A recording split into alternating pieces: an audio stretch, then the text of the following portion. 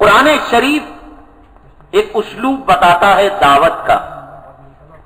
آپ کسی کو نماز کی دعوت دیں، پردے کی دعوت دیں، دین کی دعوت دیں، توحید کی دعوت دیں، اسلام کی دعوت دیں، کسی کے گھر سے ٹی وی ہٹانے کی لگ رہا ہے یہ کٹ حجتی ہے، حماقت کی باتیں کرتا ہے، بے وقوفی کی باتیں کرتا ہے. یہاں دیکھیے کہ ابراہیم علیہ السلام نے یہ جواب نہیں دیا. ارے بے وقوف، یہ کون سا کمال کہ تو نے زندے کو راہ چلتے انسان کو راستے میں مار دیا، یہ کون سا کمال؟ اور جسے پھانسی ہونی تھی تو نے چھوڑ دیا. اگر آدمی حماقتی کی، بے وقوفی کی، شر پسندی کی باتیں کریں تو اس کے لیے داعیانہ اسلوب، دعوت کا ایک طریقہ یہ ہے کہ اس سمت میں بات نہ کی جائے. غیر مقلد میرے پاس آتے ہیں اور کوئی لے کر آتا ہے، کبھی بھی میں ان سے بحث نہیں کرتا، نہ سمجھانے کی کوشش کرتا ہوں. اس لیے کہ پہلے ہی لاک ہو کر آتے ہیں وہ کہ ہم حق پر ہیں اور پوری دنیا باطل پر ہے. انسان میز پر بیٹھے، ٹیبل پر بیٹھے، دو بات تو بول، دو بات میں بولوں گا، میں تیری کچھ سنوں گا، تو میری کچھ سن، کچھ سمجھا جا سکتا ہے، سمجھایا جا سکتا ہے. اللہ نے اس قوم پر، میرے اللہ کی قسم، میرے اللہ کی قسم، شہر بنگلور کے اندر میں جب دیکھا، ہوش سنبھالا، یہاں بدعت کا گڑھ، ہری مسجد کے اندر ہمارا بچپنا، حافظ وہی ہوا، مولوی وہی ہوا. وہاں جو ہاؤس کے کنارے چھوٹی چھوٹی محرابیں، دیے جلتے تھے، چراغ جلا کرتے تھے، اور محراب کے پاس ایک توغرا، لوگ اس کو پوجا کرتے تھے، ہاتھ لگا کر جیسے حجر اسود کو چہرے پر لگاتے ہیں. دنیا کے ہر فرقے کو ہدایت مل سکتی ہے، بدعتی کو مل سکتی ہے، بریلوی کو مل سکتی ہے، رضا خانیوں کو مل سکتی. جماعت میں ابھی بھی ہزاروں افراد ہیں، ایک طرف جماعت کو بھی جاتے ہیں اور دوسری طرف 11ویں بھی کرتے ہیں. اس کا مطلب یہ کہ وہ 11ویں کرنے والے تھے، اللہ نے ان کو جماعت کے لیے چن لیا، دیوبند کے لیے چن لیا اللہ نے ان کو. دور دور تک ایک مثال نہیں بتا سکتے آپ کہ کوئی غیر مقلد ہوا، بلکہ اور اسفل السافلین کے اندر گرتا گیا ہو، ایسی مثالیں. غلام احمد قادیانی حنفی تھا، حنفی سے غیر مقلد بنا، اور غیر مقلد سے اس نے لانچ کیا نبوت کے راکٹ کو. یہ وہ پلیٹ فارم ہے کہ آدمی بے لگام ہو جاتا ہے. میرے پاس قرآن، میرے پاس حدیث. ڈاکٹر ذاکر نائک شروع میں غیر مسلموں میں کام کیا کرتا تھا. یہ آدمی، ہمارے علماء اس کی تائید کیا کرتے تھے، اس کے کام کو سراہا کرتے تھے. اب آپ انٹرنیٹ کھول کر یوٹیوب وغیرہ دیکھیے، کھلم کھلا کہتا ہے 4 امام جو ہیں وہ ہماری طرح ایک انسان ہے. ہمارے سامنے قرآن، ہمارے سامنے حدیث. غیر مقلد میکر بن گیا ہے وہ، غیر مقلدوں کا کارخانہ. اب اتنا آگے بڑھ گیا کہ خود غیر مقلد اس سے تنگ آ چکے ہیں، کہتے ہیں کہ ہماری ذات برادری کا نہیں ہے. جہنم پہ بھڑک جاتی ہے زیادہ تو جہنم کے دوسرے طبقے اس طبقے سے پناہ مانگتے ہیں. یہ وہ طبقہ ہے ڈاکٹر ذاکر نائک کا کہ غیر مقلد اس سے پناہ مانگ رہے ہیں. یہ غیر مقلد میکر بن گیا. کیوں؟ اس لیے کہ یہ لوگ وہ ہوتے ہیں کہ ان کی جو اٹھان ہوتی ہے، پرورش جو ہوتی ہے، وہ ایسے ان کو کہا جاتا ہے کہ نبی کریم صلی اللہ علیہ وسلم نے فرمایا میری امت کے بنو اسرائیل 70 پر 2 فرقوں میں بٹے، اور میری امت 70 پر 3 فرقوں میں، ایک فرقہ جنت میں، بقیہ فرقے جہنم میں. دیکھو حنفی فرقہ، شافعی فرقہ، بریلی فرقہ، دیوبندی فرقہ، اور ہمارا کوئی نام نہیں. پوچھا گیا اللہ کے نبی صلی اللہ علیہ وسلم سے کون جنت میں جائے گا؟ آپ نے فرمایا ما انا علیہ واصحابی، جس پر میں اور میرے صحابہ ہوں. ہمارا کوئی نام نہیں ہے، ہم جو ہے وہ ہیں کہ رسول اللہ صلی اللہ علیہ وسلم صحابہ کے طریق ان کی اٹھا نہیں ایسے. آدمی سمجھے سمجھائے، باپ اپنے کانوں کی کھڑکیوں کو کھول کر رکھے. قرآن نے سورہ نوح کے اندر فرمایا، حضرت نوح علیہ السلام 950 برس جو دعوت و تبلیغ کیے. کہتے ہیں کہ جب کشتی تیار ہوئی 18 مسلمان ملے، اور بعض روایتوں میں کھینچ تان کر 80، اس سے اوپر کوئی روایت نہیں ہے. 950 برس، آخر کچھ تو بات ہوگی. 950 برس اگر کسی پتھر پر پانی ڈالا جاتا پتھر موم ہو جاتا. 950 برس اگر ریگستان پر محنت کی جاتی تو ریگستان کے اندر کھیت کھلیان اٹھ جاتے. کیوں؟ وجہ کیا؟ قرآن کہتا ہے وَإِنِّي كُلَّمَا دَعَوْتُهُمْ لِتَغْفِرَ لَهُمْ، اے اللہ جب کبھی میں دعوت و تبلیغ کی ذمہ داری لے کر قوم کے پاس گیا، یہ قرآن کے الفاظ ہیں، جَعَلُوا أَصَابِعَهُمْ فِي آذَانِهِمْ، اپنے انگلیوں کو کانوں میں ڈال لیتے تھے. جب سنیں گے نہیں تو عمل کیا کریں گے؟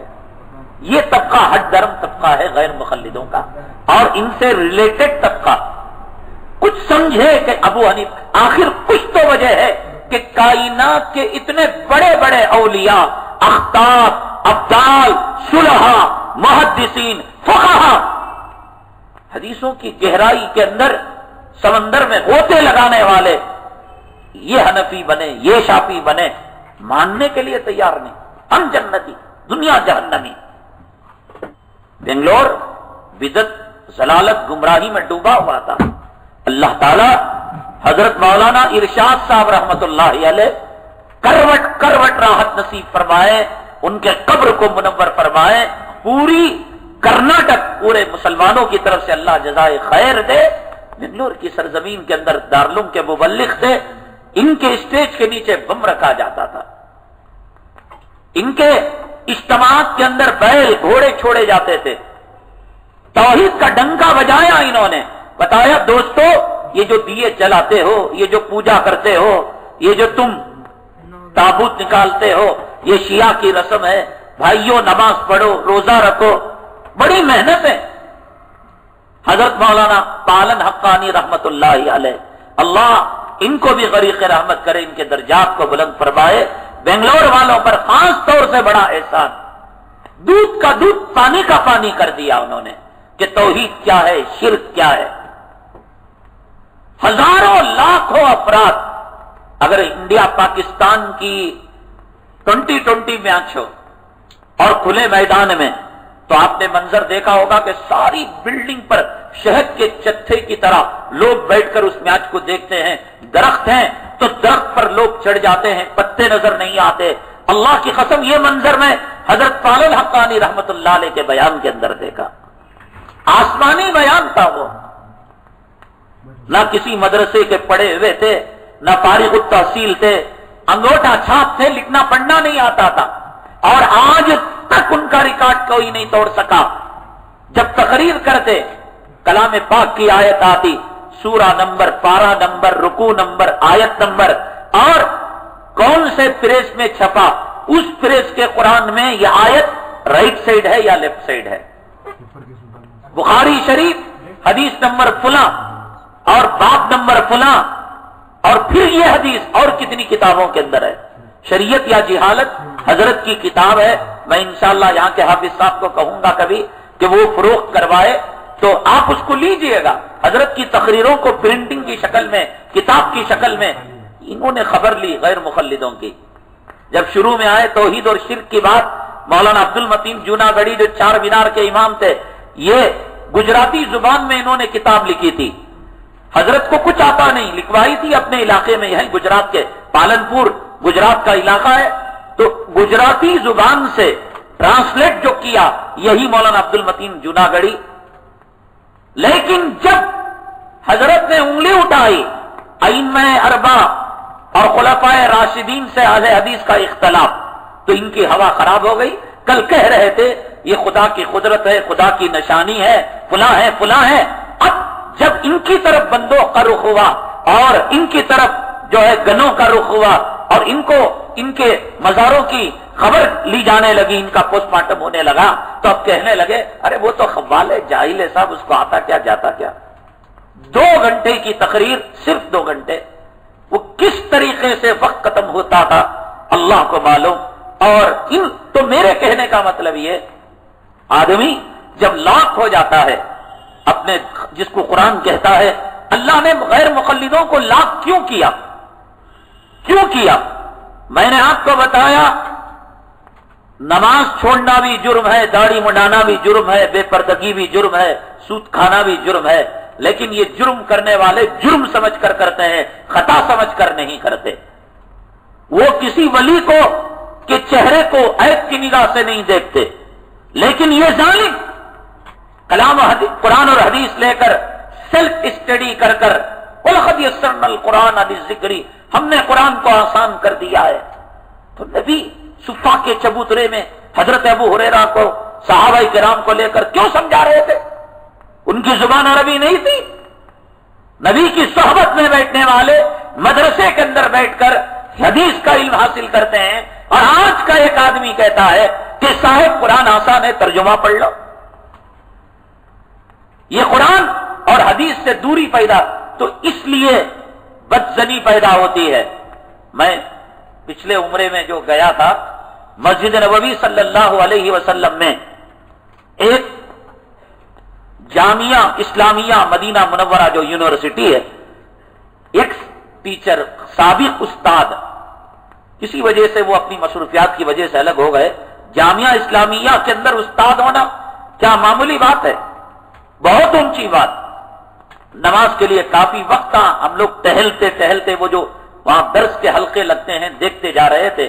انہوں نے مجھے پہچان لیا، پچھلے سفر میں شاید ملاقات کی تھی۔ اوہ وہ آئیے، تشریف لائیے، شاہ صاحب بیٹھیے بیٹھیے۔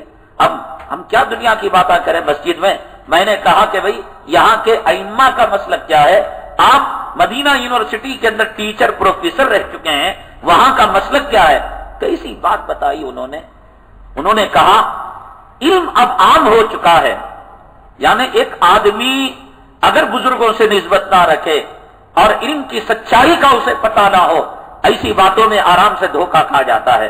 ان کا کہنے کا مطلب یہ تھا کہ حضرت عمر رضی اللہ تعالیٰ عنہ کو جو روایتیں پہنچی بس اتنی ہی پہنچی، صدیق کے پاس جتنی پہنچی رضی اللہ تعالیٰ اتنی ہی پہنچی۔ علم کامن نہیں تھا تو وہ لوگ اس چیز کو لے کر بیٹھ گئے۔ صحابہ کرام کو کہتے ہیں کہ نبی کی سنتوں کا علم ان کو نہیں تھا، علم کی کوتاہی تھی۔ اور ہمارے اکابرین اور بزرگان دین نے جو عاجزی اور انکساری کے طور پر کتابیں لکھ کر جو جملے پیش کرتے ہیں، امام مالک رحمت اللہ علیہ نے موطا شریف جب لکھی تو اس وقت کے حکماء نے، گورنر نے یہ کہا اس کو ہم دستور العمل بنا لیں گے، لائن آرڈر لاگو کرنے، نافذ کرنے، اس کو دستور بنا لیں گے۔ امام مالک رحمت اللہ علیہ نے، ان کی عاجزی ہوتی ہے، بڑوں کی بزرگی ہوتی ہے، وہ کہتے ہیں میں حقیر ہوں، میں فقیر ہوں، تو اس کا مطلب یہ کہ وہ کنڈالے کو منگتی کیا؟ وہ اپنے آپ میں ویسا سمجھتے ہیں۔ خدا کی قدرت، خدا کی کبریائی کے سامنے ہر عالم، علامہ انور شاہ کشمیری رحمت اللہ علیہ نے فرمایا کہ عالم کی مقبولیت کی نشانی یہ ہے کہ علم حاصل کرنے کے بعد اپنے چھوٹے ہونے کا احساس اس کو ہو جائے۔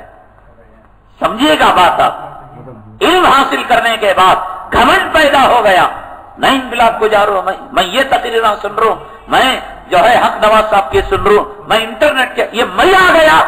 اس کا مطلب یہ کہ انہیں شیطان کے نطفے سے پیدا ہوا۔ علامہ انور شاہ کشمیری رحمت اللہ علیہ فرماتے ہیں کہ علم کا پریشر جتنا پڑتا ہے، علم آنے کے بعد اپنی جہالت کا اعتراف ہوتا ہے۔